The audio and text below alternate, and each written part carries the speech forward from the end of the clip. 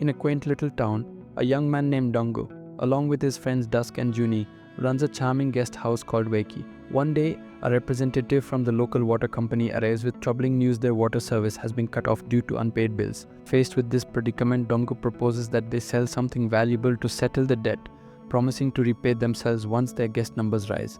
As Dongo embarks on a quest for items of worth, he is startled by the sound of a baby crying. Upon discovering a tiny girl alone, fear grips him and he rushes back to his friends to share the unsettling encounter. Trinity, one of the friends, speculates that a guest must have abandoned the child, leaving them in a dire situation. Realizing they now bear responsibility for the infant, the trio attempts to soothe her, but their efforts are met with loud wails. After a quick inspection, they find the source of her distress, a soiled diaper. They change it, but just moments later, the baby cries out again, having made a mess once more. The friends, unprepared for the challenges of parenthood, feel overwhelmed. Dongo changes the diaper again, trying to comfort the little one, but her cries persist. As evening approaches, the friends ponder their next steps, debating whether to contact the authorities about the unexpected turn of events. At this moment, the family welfare service is unavailable, leaving the police at a loss for what to do. Consequently, the guys are left to care for the baby. Dusk and Juni shy away from their responsibilities, which forces Dongo to take on the role of the child's sole babysitter. Later, he has a date planned with his girlfriend Sua, but he has no one to watch the baby. Sua, a stunning model working on a film set, is startled when Dongo arrives with the baby in his arms. He explains that the baby girl was abandoned at their guest house and seeks Sua's help, but he quickly realizes she is indifferent to his plight. She bluntly states that their relationship is over, citing Dongo's immaturity and lack of a future as her reasons. As she continues to list her grievances, Dongo listens quietly, suppressing his feelings, and wishes her well before discarding the engagement ring he had intended to give her that evening. When he returns to the guest house, he shares the unfortunate news with his friends. Huni thinks Dongo's actions are foolish, especially since he tossed aside the only valuable thing he owned. Shortly after, Dongo receives a call from another company threatening to cut off the electricity in a week due to unpaid debts. Realizing the urgency of his financial situation, he rushes back to the set to retrieve his wedding ring. After finding it, he hurries to a pawn shop to exchange it for cash. Coincidentally, Sue appears there, returning the ring and cell phone he had given her. Meanwhile, Juni, a struggling actor, is celebrating the wrap of another film with his boss and colleagues. He relishes his achievements but eventually decides to step away for a moment in the restroom. It's during this brief interlude that his boss enters and spots a grain of rice clinging to his cheek. Misinterpreting the boss's gesture, he mistakenly thinks it's an invitation for a kiss. Eager to please and keep his job, Juni leans in and plants a kiss on his boss's cheek, only to realize too late that this blunder cost him his position. Later that evening, Juni, Dusk and Dongo convene at the guest house to air their grievances and discuss the challenges they face. Each of them is grappling with personal struggles, and they ponder the grim possibility of shutting down the guest house, a dream that may slip away due to financial woes. Just as the weight of their conversation settles in, the sound of a baby crying breaks the tension. Recognizing her need for nourishment, the trio rushes to the nearest supermarket to grab baby formula. On their way back, they encounter a group of girls who show interest in the baby. Seizing the moment, the guys invite them to stay at the Waikiki guest house, and the girls happily accept. Upon returning home, they toast to their small victory, expressing gratitude to the baby for bringing them luck. As they prepare the formula to feed the little one, a sudden loud noise distracts them. When they rush back to the bedroom, they discover that the baby has been taken.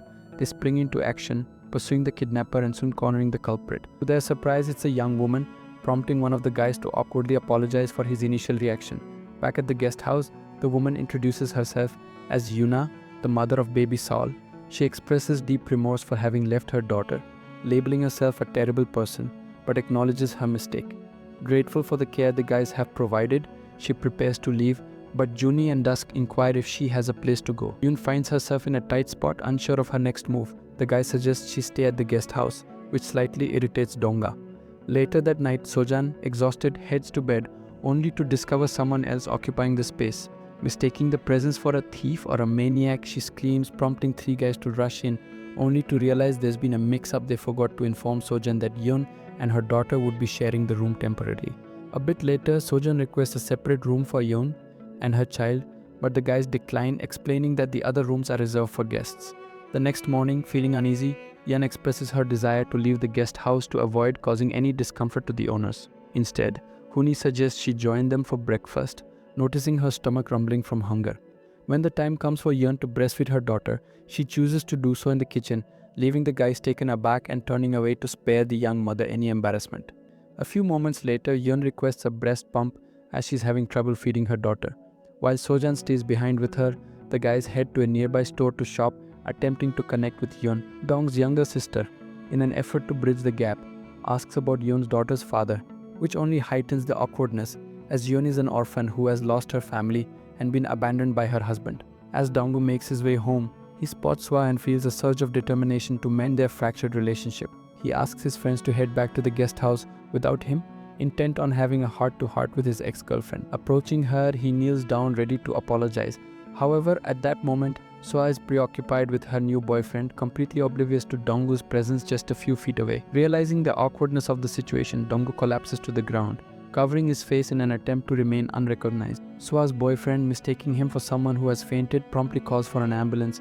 When the paramedics arrive and try to assist him, Donggu resists, only to fall face first into the dirt, still hiding from view. As the medical team attempts to help him again, he suddenly springs up and bolts away, his face still concealed. Meanwhile, Sojan steps in to assist a young mother, Yuna, offering her a massage to help her breastfeed her baby. The effort proves successful, bringing joy to everyone concerned for Yuna and her daughter. Later that evening, Donggu returns home, disheveled and exhausted from his earlier escapades. His friends, curious about his strange behavior, press him for details, but he keeps the truth to himself, fearing ridicule. In a moment of frustration, he asks if anyone has thrown Yuna and her child out onto the street, only to hear the sound of a baby crying. Enraged, Donggu confronts Junkie, leading to a physical altercation among the friends. The next morning, tensions remain high, and Yuna notices the negative atmosphere, realizing it's not suitable for her daughter. Eventually, Donggu proposes that Yuna take on the role of housekeeper, offering to handle the cooking and cleaning. She agrees, recognizing it as a fair arrangement since she lacks the funds for living expenses. A young woman candidly acknowledges her lack of experience and admits to being somewhat clumsy. Her words ring true when she accidentally shatters a plate, further proving her point. Donggu, frustrated by the unfolding chaos, struggles to maintain his composure and politely asks her to leave. Left alone with Junie, he finds himself in yet another argument with his friend, his irritation bubbling over. It becomes evident that the source of his frustration lies not with Juna and her daughter, but rather with the embarrassing situation involving Sua, which has left him feeling foolish. Soon after, Junie is called to a movie set, landing one of the lead roles in a Korean adaptation of the X-Men after a long hiatus. However, filming is thrown into disarray due to a late actor, and Junie finds it hard to shake off his character's persona. Returning home, he frightens fellow bus passengers with his werewolf-like appearance. The guests at the house are equally alarmed by his strikingly realistic look. During dinner, the actor requests Junie to feed him, as he must be careful not to ruin his makeup. She dutifully assists him, but chaos ensues when everyone suddenly falls ill.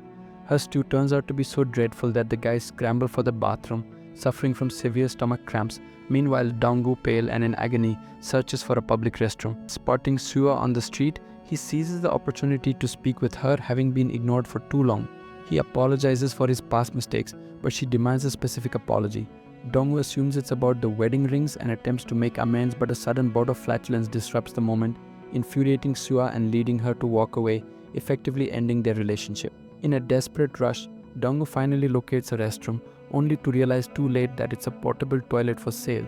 The owner arrives with a potential buyer, but the deal quickly falls apart when the toilet, no longer in pristine condition, becomes a point of contention, especially after a mischievous child locks himself inside. Donggu attempts to smooth over the situation, but his efforts only serve to derail the sale. At this moment, Sua enters and perceives the tension. She realizes that a poorly prepared dish is at the heart of the chaos, yet the absurdity of it all strikes her as laughable. Later that evening, Donggu retreats to the terrace, sifting through old photos with Sua, which deepens his sorrow. He feels lost, unsure of how to win her back, and struggles to hold back tears. Just then, Yuna approaches, offering her support as she understands the pain of a sudden breakup. She reassures him that time will mend his heart, but Donggu, filled with frustration, retorts that even years won't erase his memories of Sua. Recognizing his distress, Yuna decides to reach out to Sua, visiting the film set to persuade her to give Donggu another chance, explaining how he's been struggling since their split. However, Sua declines, content in her new relationship and unwilling to revisit the past. A week later, Donggu returns home and spots Sua sitting forlornly near Wei's guest house. When he turns to her, she gazes at him in surprise before rushing into his arms. She confides that her new boyfriend not only left her but also swindled her, leaving her broke and homeless. Donggu offers her shelter, but she senses the judgment from others, feeling guilty for returning only when she was in need. Despite her reservations, Donggu persuades her, to stay at the guest house temporarily, allowing her the space to rest, reflect, and figure out her next steps. Shortly after Sua arrives with a suitcase, she tells Dong that her friend has agreed to let her stay for a few days while she sorts things out. With no home and no money, she bids farewell to Dong and finds herself at a public sauna where she feels out of place. Dong checks in on her, but Sua opts not to pick up the call. A few hours later, the sauna owner demands payment for her stay. Sua promises to pay upon leaving, but the owner insists on receiving some money immediately to avoid eviction. In a desperate attempt, Sua pretends to search for her wallet, spinning a tale about its mysterious disappearance. Realizing she's deceiving her, the sauna owner contacts the police. Eventually, Sua finds herself needing to call Dong for help, as he's her only option. When he arrives at the police station, he lends her his coat and settles her debt, offering to take her home. Sua hesitates about going to Kiki's guest house, feeling awkward, but Dong gently takes her hand, urging her to stay close. She reflects on how she has hurt Dong and feels unworthy of his kindness, yet he chooses to focus on the present and invites her to his place. From a distance, Yuna watches, feeling envious of Sua but unable to grasp the reasons behind her emotions. As they sit in the kitchen, Sua contemplates her situation, fearing that Dong will overlook her because she is a single mother. Meanwhile, Dong tends to Sua's leg when suddenly a news report about a nearby fire catches their attention. With a sinking feeling knowing Yuna was headed that way, Dong rushes to the scene. When he finds Yuna, he envelops her in a tight embrace, leaving her momentarily stunned. His concern and affection are evident, yet Yuna is puzzled by the unexpected hug. A young man acknowledges that he tends to act this way when he's anxious. However, Yuna misinterprets his behavior, believing he lacks sincerity. Despite his nervousness, he feels no romantic connection to her. Meanwhile, Donggu, feeling awkward, tries to mask his affection for Yuna by embracing everyone around him. Once home, he retreats to his room, grappling with guilt over hugging Yuna. Shortly after, a woman visits to invite him to dinner, but he hastily turns her away, overwhelmed by fear yet recognizing that he has developed feelings for a single mother. Later, the woman decides to express her emotions openly through a video message. When Donggu watches it, he is astonished to see her filming in the very room he occupies. Turning to Yuna, he inquires about the situation and she candidly reveals her love for him. A bit flustered, Donggu reciprocates her feelings. He later shares this news with his friends, but not everyone is thrilled. Sua in particular is displeased that her ex has found love elsewhere, though she begrudgingly accepts it. His friends tease him, suggesting he might have misread the woman's intentions, thinking her kindness was merely polite rather than romantic. To clarify, Donggu approaches Yuna in her room, asking if they are officially a couple. After she confirms, he excitedly tells his friends, but his enthusiasm wanes when he notices Yuna's emotionless response. They suggest he figure out if her decision to date him stemmed from pity and whether she feels any regret about revealing her feelings. Dusk and Junkie engage in playful banter with their friend, pulling a prank that Donggu takes a bit too seriously. Later, he invites Yan for a stroll to help her unwind, offering to grab lunch. She agrees, but he quickly senses her lack of enthusiasm or emotion in their interaction. During lunch, he attempts to treat Yan like a loving couple would, but she firmly declines. Meanwhile, Junkie and Dusk attend a parenting class to learn how to care for little CO, where they encounter a prominent businessman and exchange contact information. Upon returning home, the boys realize they've mistakenly brought the wrong baby when they try to change CO's diaper. At the same time, the businessman is at the supermarket with his difficult-tempered wife. Junkie calls him to explain the mix-up and arranges a meeting for the exchange. They soon find themselves in the men's room of the supermarket, but the businessman arrives without CO, explaining that his wife would be furious if she discovered he had confused their son with a girl during the class. After devising a plan to swap the children, the guys successfully execute the exchange at the cash register. However, the businessman's wife spots Junkie holding her son and starts a confrontation. The businessman, feigning ignorance, grabs the boy and creates a scene to appear heroic in front of his wife. In the evening, Donggu and Yuna make their way back home, but the mood is heavy as Donggu feels downcast. Despite his efforts to uplift Yuna's spirits, nothing seems to work. While he heads to the store for groceries, Yuna takes a moment to call her friend Junkie to check on her daughter, relieved to hear that she is doing well. Donggu chooses not to mention the supermarket incident to Yuna, wanting to spare her any worry. Meanwhile, Sojan decides to reach out to Yuna to inquire about her date. Yuna confesses her unease, admitting that her nerves have made it difficult for her to respond naturally to Donggu's gestures. Overhearing this, Donggu realizes that their connection is intact and shares that he too felt anxious, fearing that Yuna might regret her feelings. With a sense of relief washing over them, the couple intertwines their fingers and heads home, content. The next morning, their friends playfully tease Donggu by calling him S's father, a title he surprisingly embraces. Yuna, however, feels a bit uneasy about such a significant label as she isn't quite ready for that leap. Donggu, undeterred, encourages the little girl to call him daddy, even though she's too young to grasp the meaning. Later, Juni wonders if the couple has shared a kiss, but Donggu sheepishly admits that nothing has happened yet. As the morning unfolds, Donggu notices Yuna in the kitchen cooking and playfully points out the sauce smudged on her lips. When he reaches out to help her clean it, he accidentally brushes against her lips, realizing just how soft they are. Caught off guard, he feels an urge to kiss her but finds himself frozen in embarrassment. That evening, as they stroll near the guest house, Donggu yearns to kiss Yuna, but she grows frustrated, feeling that he isn't paying attention to her words, revealing that his shyness is holding him back. A young man persuades a girl to step away from the bustling street, feeling a mix of embarrassment and nerves as he confesses his desire to kiss her. Yuna, not catching his last words, asks him to repeat himself. Once she understands, she agrees to fulfill his wish, closing her eyes to muster her courage. Just as Donggu leans in, she bursts into laughter, disrupting the romantic moment. Apologizing, she explains her ticklishness, leaving Donggu seeking advice from his friend Junkie. Despite trying out a few tips, he still struggles to achieve his goal, causing him to doubt himself. However, Yuna takes charge and kisses Donggu, surprising him. The next morning, Suot chats with one of Donggu's friends, showing off a sweater she bought. She asks him to try it on, but he disapproves, calling it an unfortunate choice.